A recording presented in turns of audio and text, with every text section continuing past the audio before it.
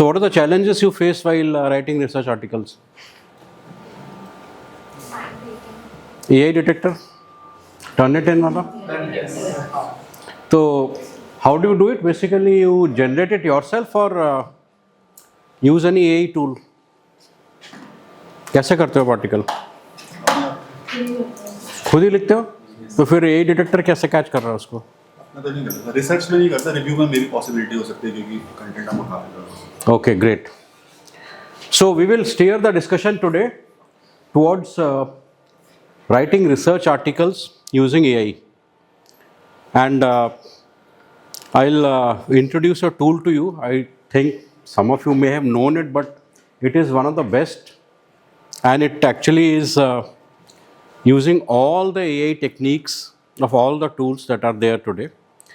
But before that, थोड़ा सा brief कि अब तक हमने करा क्या है, so that we set the ball rolling.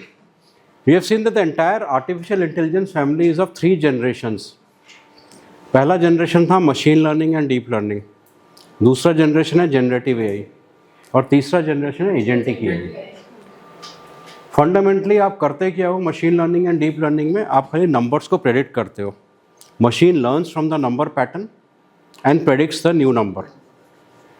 Machine learning is a fixed formula. It's algorithm. Algorithm is an equation. Equation में कुछ पैरामीटर्स अननोन होते हैं. y is equal to m x plus c. m is unknown, c is unknown. आप y और x machine को देते हो, input and output. Machine learns the value of m and c. For every data the value of m and c will change, and then you give the new x, y is generated. That is fixed formula machine learning. Neetu madam ने first class में आपको कुछ orange में algorithm करके दिखाया होगा. Then came deep learning. अब एक फंक्शन जो है मशीन लर्निंग का ऑलरेडी होता है. It could be linear regression, it could B logistic regression, it could B decision tree, it could B random forest, it could B support vector machine, it could B k nearest neighbour, it could B naive bias, ADA boost, XG boost, like that. 8 or 9 formulas are there or equations are there. Deep learning, there is no formula at all. You generate your own formula by combination of neurons. There are lot of data जिसमें machine data को capture नहीं कर पाता, pattern पकड़ नहीं पाता. तो then you start generating the function yourself. You extract the features by the neurons and generate your function.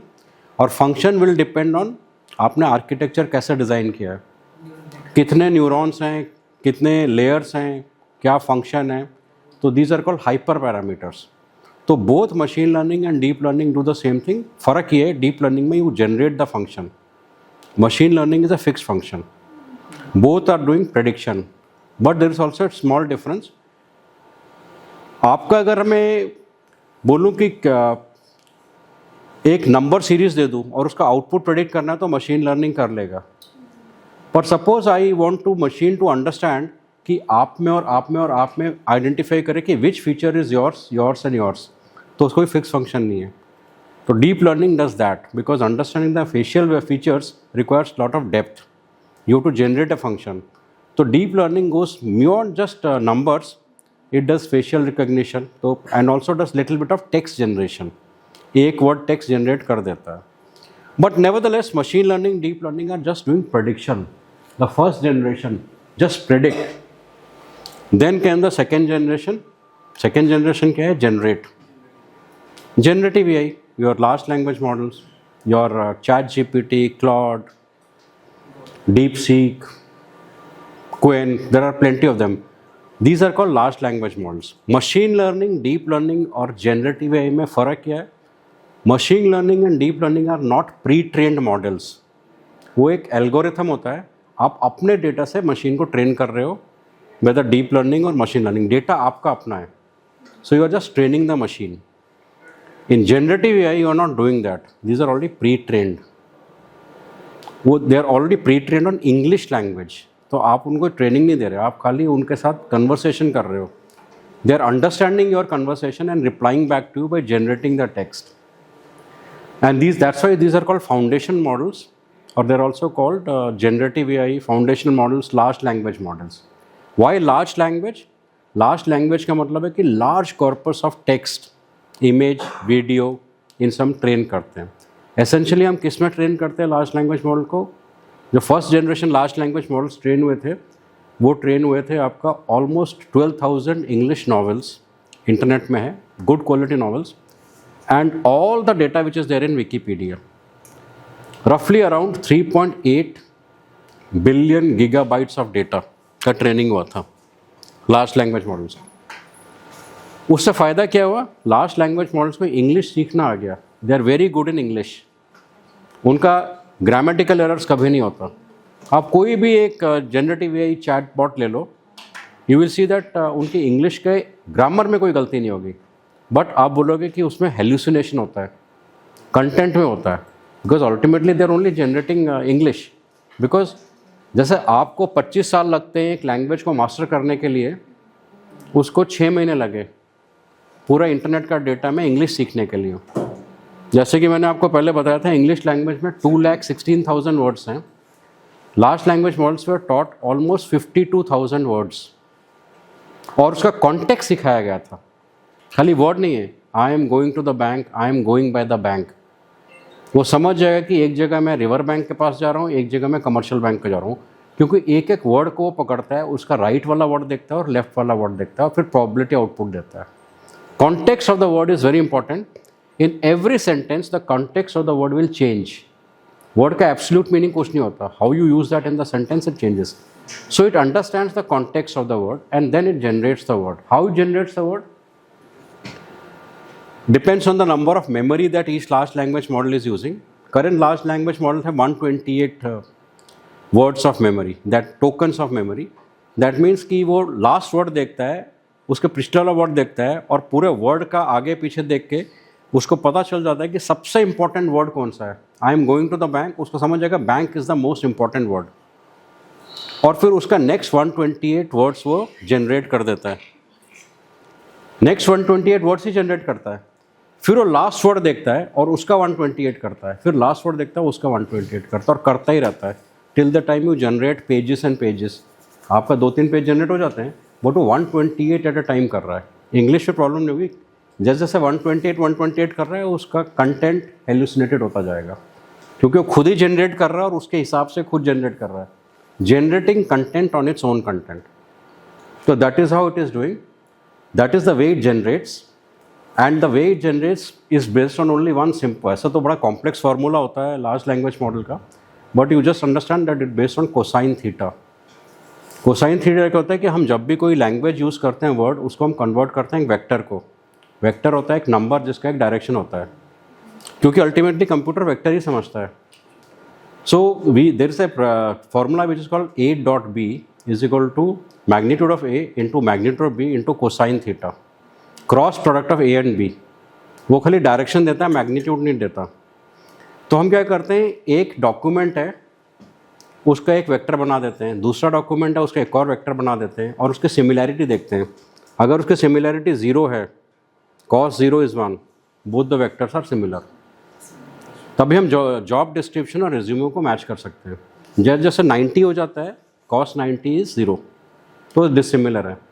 तो कोसाइन थीटा के हिसाब से वो वर्ड्स जनरेट करने लग जाता है, चैट जीपीटी और डीप सीक। तो एवरी लार्ज लैंग्वेज मॉडल का अपना एक पैटर्न होता है जनरेट करने का, but they have understood the English language very well, so there is no problem with the English language. So that is all about generative AI.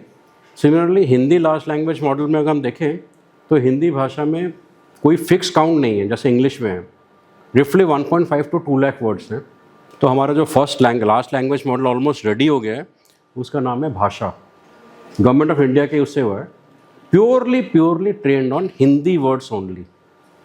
So there is a large language model in many other languages which are coming up now. Now the third generation, first generation, second generation, third generation automate, that is generative AI, that is agentic AI. आप एक agent को एक गोल देते हो, वो करता रहता है आपके बिहाफ में। आप खाली एक बार उसको प्रॉम्प्ट दे देते हो, वो समझ जाता है। एक सिंगल एजेंट हो सकता है, मल्टी एजेंट हो सकता है, it could be any sale system.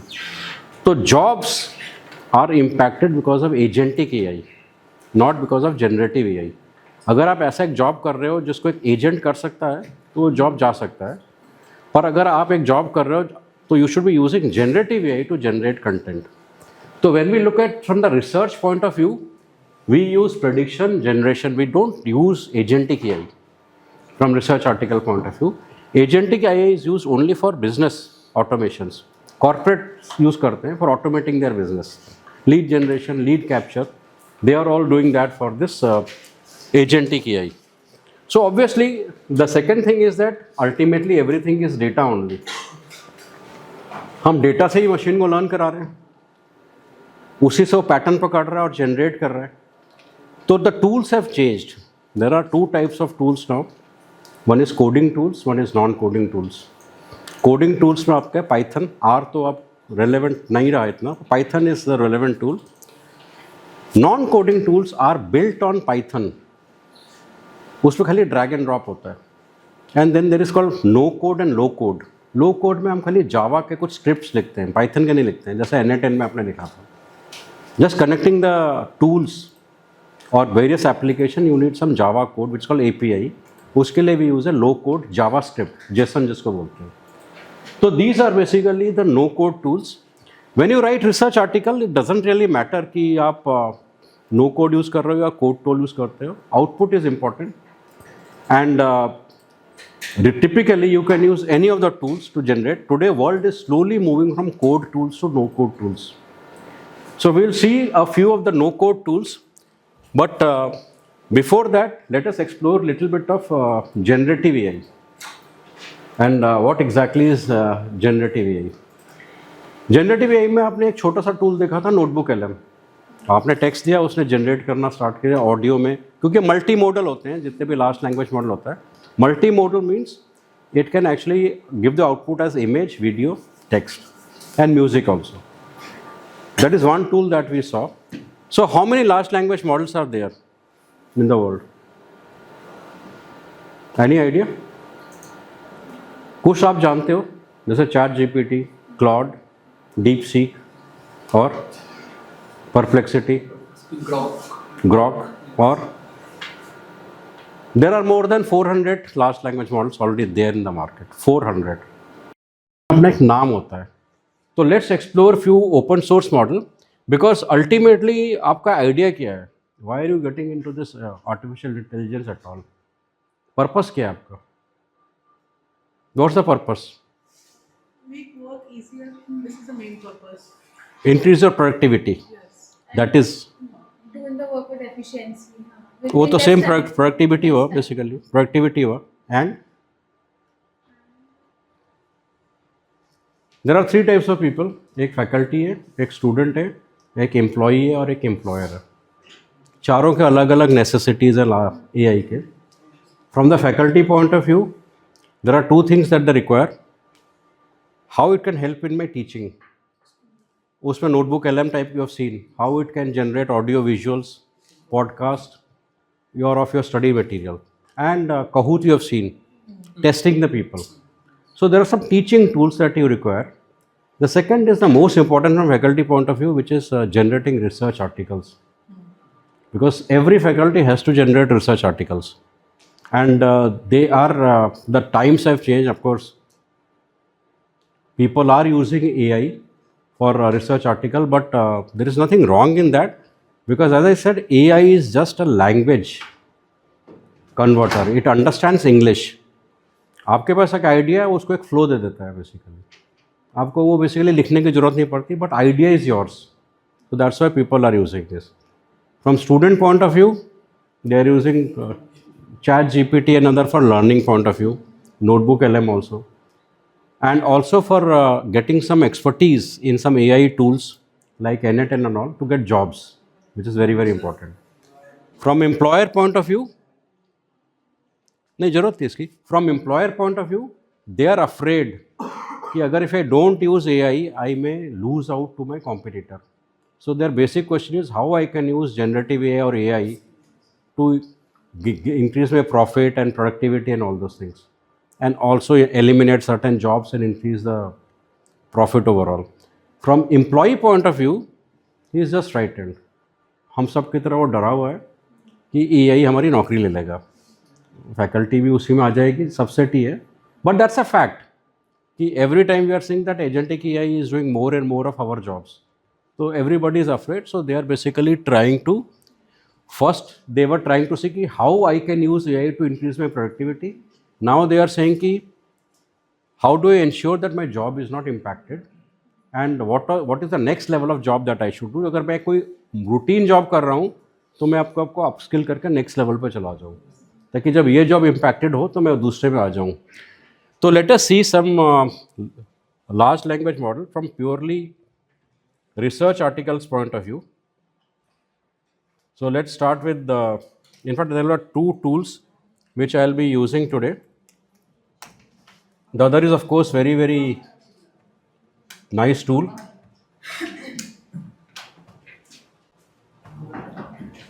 But किसी को ये डाउट है प्रेडिक्शन, जनरेशन एंड ऑटोमेशन के ऊपर, the 3 generation of AI. So let's look at one tool called POE. It is a very nice tool. Quora का है basically, and POE actually stands for Platform for Open Exploration. But before you, anyway, you can just these are all software as a service tools. So आपको download नहीं करना होता है, एक Gmail से configure करना होता है. You have to be very clear that nothing is free. All these tools are actually riding on a large language model only. So typically large language model को चाहिए होता है क्योंकि हमको ultimately conversation करना है English में. For that large language model is required. Now what is the purpose of platform for open exploration? Ma'am, how many large language models have you used till now? Somewhere around 4 5. ChatGPT, Gemini, or that's Perplexity, and that's Everybody has used 4 5? Almost. And all the names that you are telling, they are basically closed large language models, proprietary large language models, not open. The PO is just an interface. It has got a token arrangement with more than 300 large language models at the back end. So what is the purpose of using PO? The purpose of using PO is whenever you are using anything for generation, you explore which are the best large language models to use. Every large language model का pattern different होता है, as you would have seen. And if you are doing especially research articles writing, then there are this open source are trained on different patterns of data. This open source जो trained होता है, for example, let me just show you this.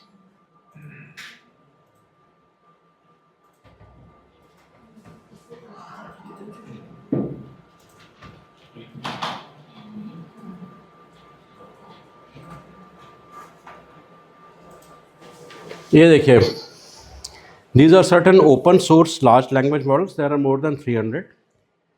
जो generally ChatGPT और closed large language models होते हैं, they are generally trained on English data. And English data is your 52,000 words Wikipedia and 12,000 novels and all. But open large language models have kept their parameters open. So people have used open source large language models to create a flavor to the large language models. For example, there is a large language model which is based on scientific, this is called scientific BERT. BERT and GPTs are two parts of the transformer, which is the architecture of large language model. So this large language model is purely trained on scientific research articles. Then there is a bio BERT, then clinical BERT, fin BERT, fraud BERT, legal BERT. Similarly, pharma का भी एक large language model है, pharma BERT, which is basically trained on PubMed's data. तो अब ये जो large language models हैं, and then there is a legal BERT, there is a fin BERT, there are more than 300 BERTs और large language models जो एक particular domain पे trained हो चुके हैं. So for example, if I were to write research articles, I will be looking at a large language model जो purely research articles पे trained है, not a generic large language model. For that point of view, when you actually do this research and all, there are two large language models which are very good for giving you a very nice flavor of academic writing. One of them is called Qwen, Qwen. Alibaba का है, Quinn.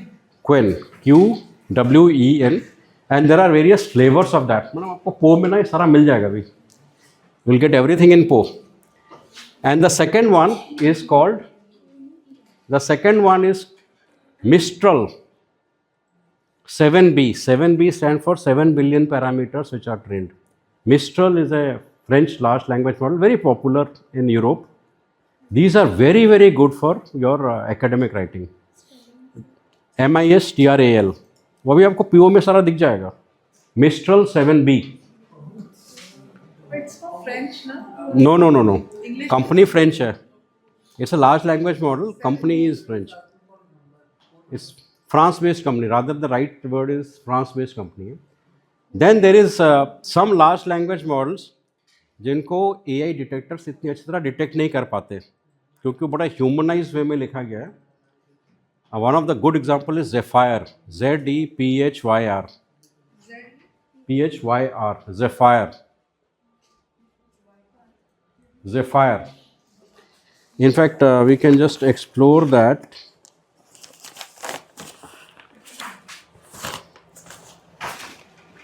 Qwen, Mistral, Zephyr. Then another large language model which is open but made by Meta is Llama. It's an open source. It is not a closed source. Even this is not detected very well by AI detectors. और उसका reason ये है कि where is Llama trained on. Meta के पास कौन सा data है? उसका पास फेसबुक का डेटा है. फेसबुक का डेटा क्या है? घरेलू गपशप टाइप का डेटा है which is very very human oriented.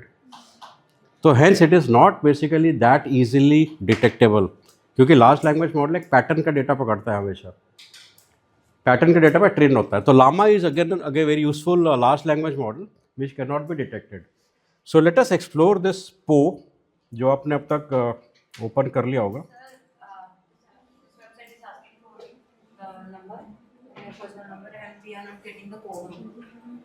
Personal number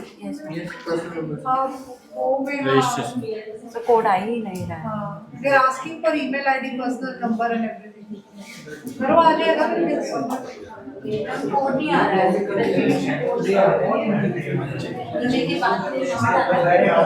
generally पता नहीं, परसों तक तो ऐसा नहीं था.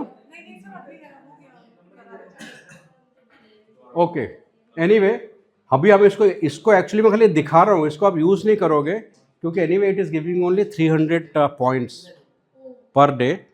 But if you take a $5 account it will give you 10,000 points per day. और $5 कुछ भी नहीं होता. It gives you 10,000 points per day. और पॉइंट्स क्यों चाहिए? Because it is just a platform. It is buying the tokens from various large language models. और जो open source large language models होते हैं उनका पॉइंट्स बहुत कम होता है. वो अपना ही प्रॉफिट बना रहा है उसमें. और जो प्रोप्राइटरी होते हैं ChatGPT, they actually charge high for tokens. तो if you see, just watch it here. I am doing explore and आप देखो इसमें, आई एम नीचे जा रहा हूँ, इसमें कितने सारे लार्ज लैंग्वेज मॉडल हैं. Just look at the list. This you know, Grok, cling omni नाम सुने. और हर एक के बड़े बड़े बहुत सारे वर्जन्स हैं. मानुस, नहीं, these are all large language model. कम डिटेक्शन होता है, बहुत कम डिटेक्शन होता है जो मैंने बताया. Then there is a DeepSeek, Grok, Gemini, GLM, nano banana, O3, MiniMax. 300 से ज़्यादा यार.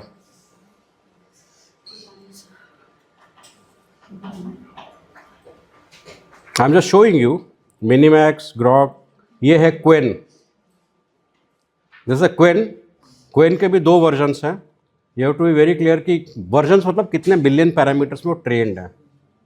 एक थिंकिंग है, दूसरा रीजनिंग है. तो let me say I am using Qwen and मैं बोलता हूँ please generate a draft on some topic, कोई भी टॉपिक, फाइनेंशियल, जनरेटेड 200 क्योंकि वो टोकन्स यूज करेगा. What's draft on financial derivatives. Now Qwen will draft that. और आप देखो ये जो output different different large language models का होगा टोटली डिफरेंट होगा. The language will be not be the same. उसने ड्राफ्ट कर लिया. दिस इज द ड्राफ्ट जो क्वेन ने कर दिया मेरे लिए. Then I can use more large language models. I can use GPT, this O3, and again I can go to explore and use some more large language model.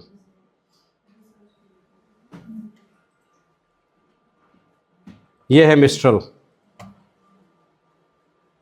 but I'm talking about Mistral 7B. Again I'll say bro cut and paste करना था. Draft a 200 words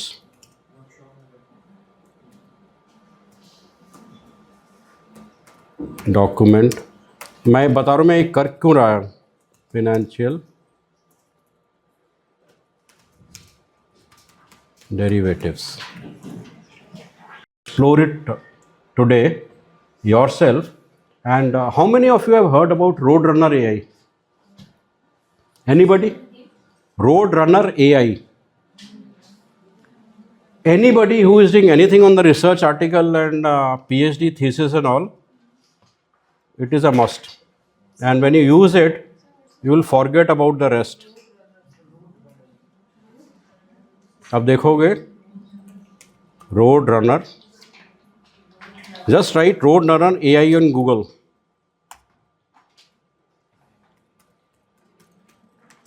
Roadrunner AI. ये आएगा आपका Roadrunner AI powered research assistant. Now, just one more thing that you should do before you sign up. Sign up using your Lloyd ID, not the Gmail, because it's such a powerful tool.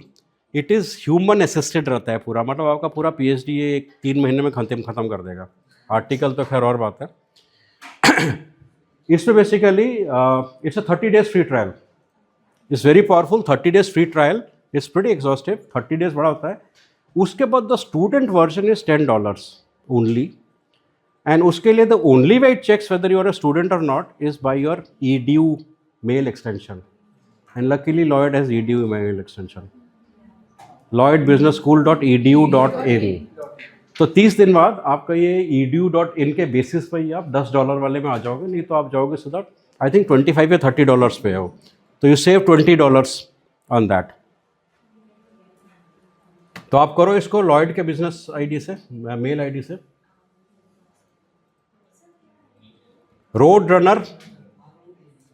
रोडरनर space AI and then sign up. You know how to do the sign up.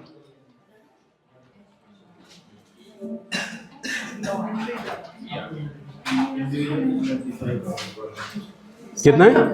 25. और student कितना है? But 30 days is free. So you will take I think 5 minutes आपको लगेंगे. और इसको explore करने में ना आई थिंक यू टू हर एक बंदे को खुद को एक्सप्लोर करना पड़ेगा कि क्या है ये.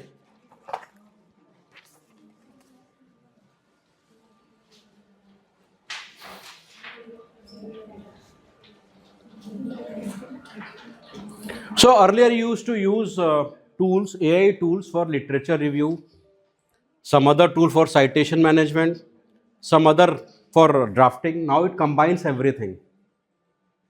It combines everything.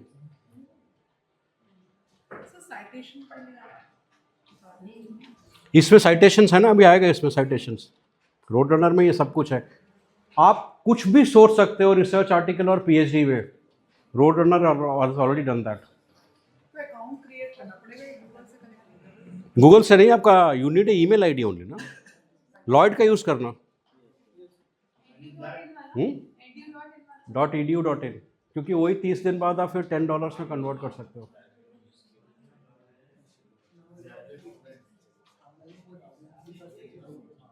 So the way we are doing this is understanding what AI, how it works, and then using some tools for increasing your personal productivity. अगर आपको यही नहीं पता चला कि AI कैसे काम कर रहा है तो आप यूज़ नहीं कर पाओगे. वो लैंग्वेज और कैसे पैटर्न को पकड़ रहा है, जिस दिन आप पकड़ लोगे आप फिर उसको यूज़ करने लग जाओगे. So it takes time. When I have been playing with lot of open source model, तो मेरे को पता चल गया है कि अब तक कौन सा पैटर्न कैसा आता है. इंग्लिश सबका बढ़िया होता है, and all the English of all the open source models is far better than paraphrasers जो आप यूज करते हो क्विलबॉट का. आ गया सबका इस पेज पे? Okay, so it was easy. Now go to chat GPT and generate any research article topic, anything that you feel like. सबका अलग अलग ही होगा obviously. Chat GPT generate a research topic on management, HR management कर देता हूँ. आप अलग अलग करो, अपने स्पेसिफिक डोमेन का करो.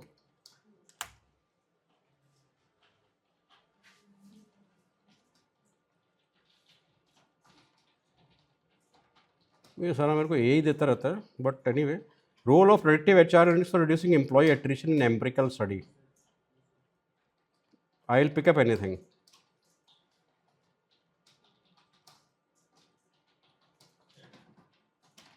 Randomly pick कर रहा हूँ. Strategic human resource management practices and their impact on organizational sustainability. Basically जब आप रिसर्च आर्टिकल्स पब्लिश करते हो और PhD करते हो तो ऐसे हैवी टॉपिक्स वही करते हो ना सब.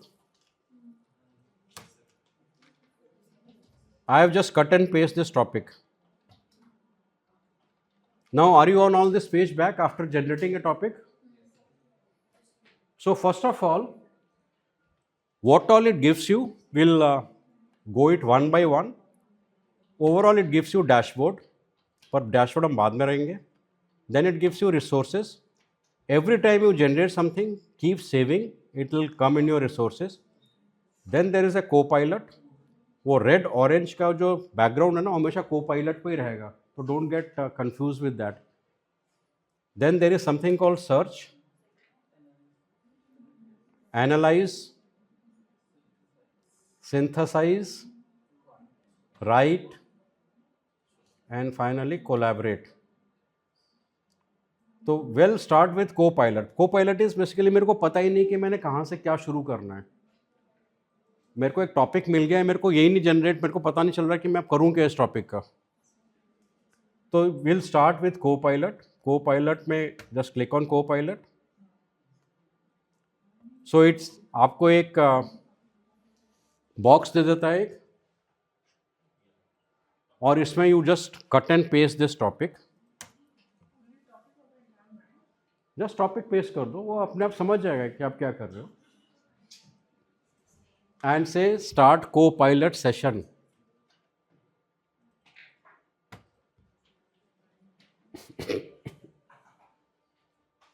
So it is analyzing your topic. It just gives you a stage where to get started. तो उसके बाद क्या करोगे? Just go to generate brief.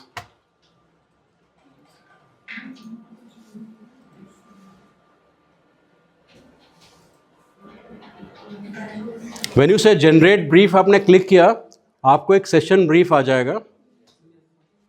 वहाँ पे एक PDF आ रहा होगा, उसको डाउनलोड कर दो.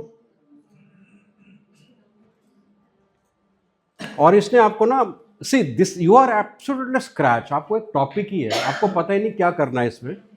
तो को पायलट ने आपको एक जर्नी बता दिया कि ये आपका रिसर्च ऑब्जेक्टिव, ये अप्रोच है, ये टूल्स एंड मेथड्स है, ये रिसोर्स इंटीग्रेशन है, ये ब्ला ब्ला ब्ला ब्ला. इसने आपको थोड़ा सा एक रोड मैप बता दिया.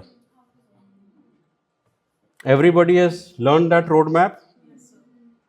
You can save that of course. अब उसके बाद देखोगे it is also giving you lot of recommended action. Conduct a literature review, identify research gaps, synthesize key findings, draft research proposals and stuff like that. Okay.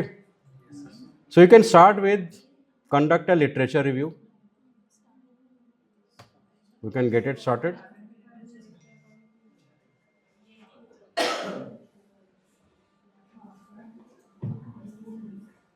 And one more thing, once you basically start a literature review, यहाँ पे आपको topic फिर से देना पड़ेगा. अभी click मत करना, वही टॉपिक पेस्ट करो.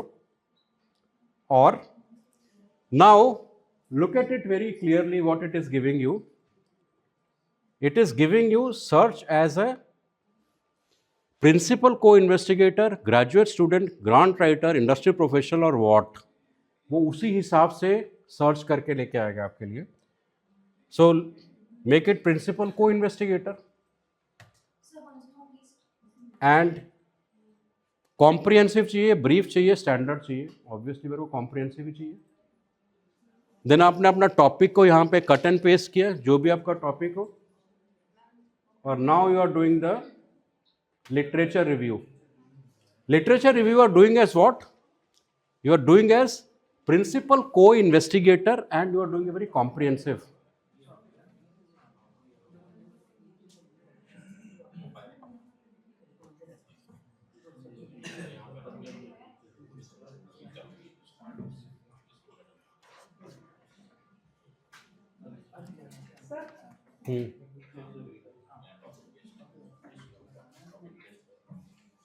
See, it is now doing a comprehensive analysis. वो जितना भी लिटरेचर रिव्यू सब निकाल के दे देगा आपको.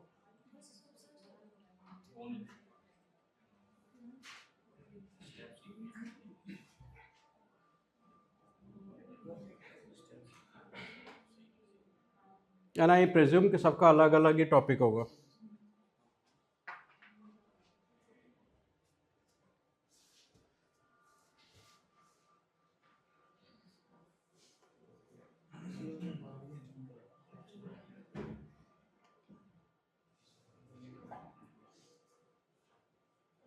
एंड इफ यू सी, अगर आप देखोगे तो मेरे जो मैंने दिया था as a principal co investigator and comprehensive, it is found 38 papers already.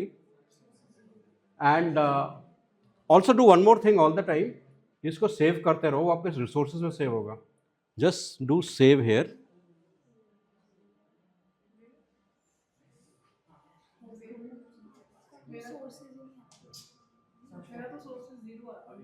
It's still being done. जब होगा तो पूरा आ जाएगा. मेरा हो चुका है सर मैम का 0 आ रहा है. आपका टॉपिक का 0 आ रहा है. I am surprise sir. 2 एक मिनट, इसको थोड़ा आप चेंज करो. इसको बेस्ट सर्च कीजिएगा, most relevant, most cited, most ऐसे कुछ करके देखो आप. रिजल्ट री सॉर्टेड री एनालाइजिंग कर रहा है. और आपने क्या करा है एज प्रिंसिपल को इन्वेस्टिगेटर करा है, कैसे करा है? Principal co investigator and comprehensive किया है, फिर भी आपका 0 आ रहा है. ऐसा कैसे, कौन सा टॉपिक पकड़ लिया आप? सर मेरे ही 2 पेपर हैं. मेरे ही 2 पेपर हैं इसके. तो आपने अपने ही पेपर का वो कर रहे हो? नहीं नहीं, मतलब टॉपिक ऐसा है. अच्छा, टॉपिक है. किसी का और आया?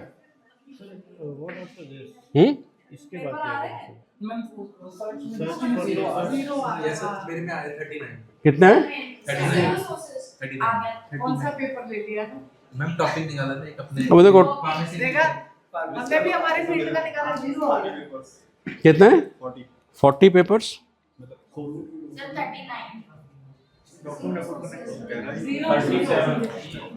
Every stage you will be asked to upload a document if you have a document to upload.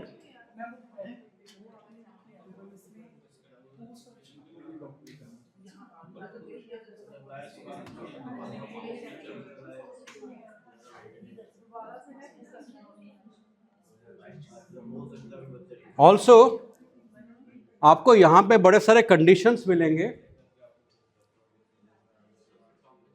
You see the conditions. यहाँ पे आपके साइटेशंस आने लग जाएंगे.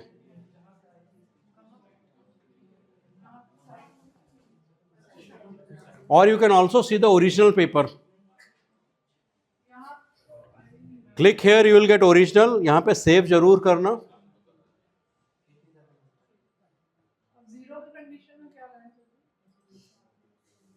और just one sec ma'am, and most important यहाँ पे ऐड टू रिसोर्सेज करते रहना, वो आपके रिसोर्स में ऐड करते रहेगा, बिकॉज डैशबोर्ड में आना चाहिए। Click on add to resources, everything, click add to resources, save.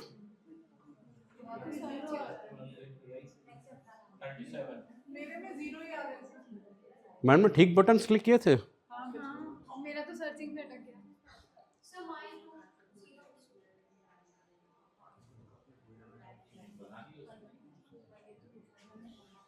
Also यहाँ पे आप देखोगे, यहाँ पे you can see the citations, click on citations यार, आपको साइटेशंस का डिटेल आ जाएगा। You can view the citations, this thing. Sir topic change करके देखो। नहीं, don't worry about the topic, आप आगे बढ़ते रहो, ये तो एक्सप्लोरिंग कर रहे हैं अभी हम, just exploring.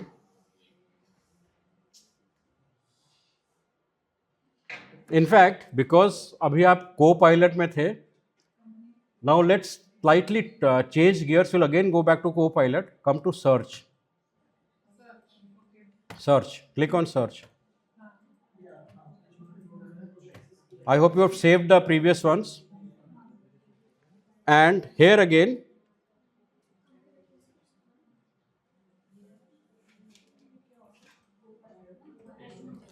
click the topic. Again, I am a principal co-investigator. I am doing a comprehensive.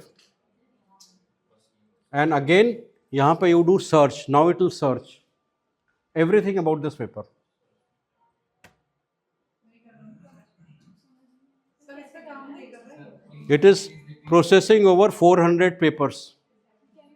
अच्छा, I'll just repeat it again. Go to search. अभी नहीं, आप वो ना उसमें कंफ्यूज हो रहे हो, क्योंकि मैंने बोला था ऑरेंज वाले बार के ऊपर मत जाओ, don't go by the orange bar.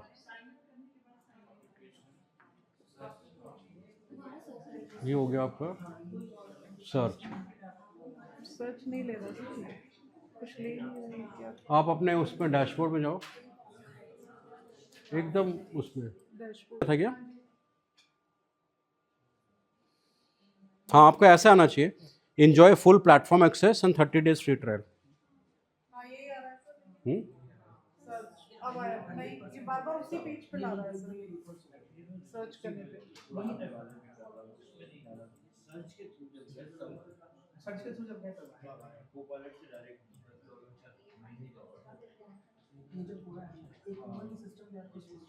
ये कौन सा पेज आपका कोपायलट में आ रहा है वापस में? हाँ वापस इसी में ही लाया जा रहा है सर बार-बार।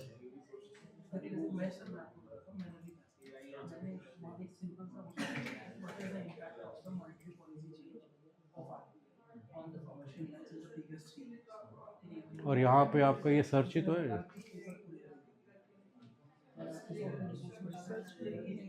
देखो ये आपका सर्च है ना, यहाँ पे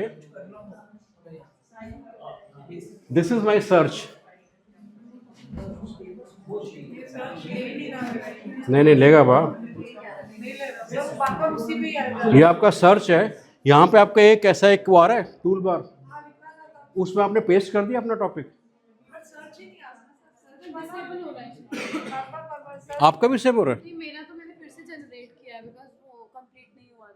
मेरा तो सर्च नहीं आ रहा है ना। अगेन इसने 38 पेपर सर्च किए और मैं उसको ऐड टू रिसोर्सेज कर रहा हूँ अब, and I can view the original if I want to and see each of the citations click करके। सर मैंने थोड़ा सा टॉपिक में चेंज किया है। नहीं, टॉपिक से कुछ होता नहीं है, मतलब आप अनलेस आपका बड़ा ही अजीब टॉपिक हो जो कि नहीं अजीब नहीं है सर।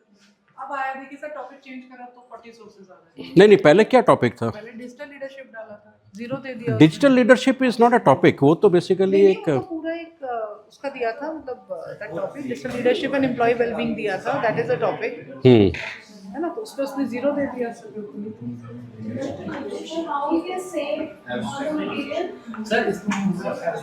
उसके नीचे एक सेव आ रहा होगा और यहाँ पे एक ऐड टू रिसोर्सेज आ रहा होगा and also save and you can see the original. Okay अब क्या करना है? ये आ गया काफी रिसोर्सेज इसमें मोस्ट रिसेंट कौन सा पेपर लिखा गया है मोस्ट साइटेशन देखो आप लोग रिसर्चर्स हो तो आपको ये ज़्यादा आना चाहिए कि क्या करना है क्या नहीं करना है इसमें, but just do add to resources. ये आपको पूरा कंप्लीट दे देगा, पूरा साइटेशन मैनेजमेंट तक दे देगा पूरा। साइटेशन का आपने कहाँ देखा है?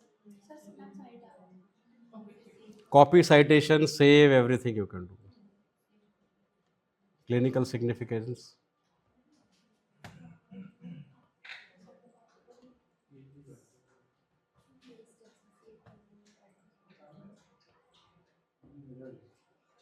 some papers information is incomplete like unknown journal आया आप कैसे? unknown journal आया है हम्म no journal it is done a very comprehensive search, जैसा आप उसको मिला उसने वैसे ही आपको दे दिया। आप इसको साइट भी ऐसे ही करोगे इसको। अच्छा और what I can do I can copy this topic write the author's name on Google and या नॉट, आपको गूगल की जरूरत नहीं पड़ेगी, it is already doing Google and comprehensive Zotero. And let me check with you if you generated the literature review table.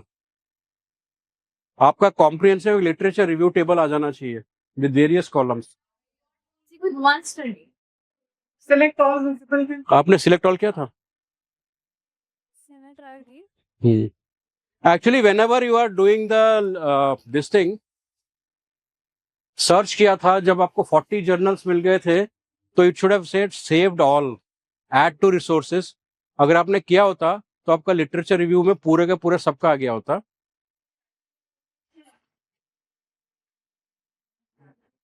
Actually, so सारे किए थे। Let us see everything and then we'll start all over again. Similarly, you can see build a research timeline.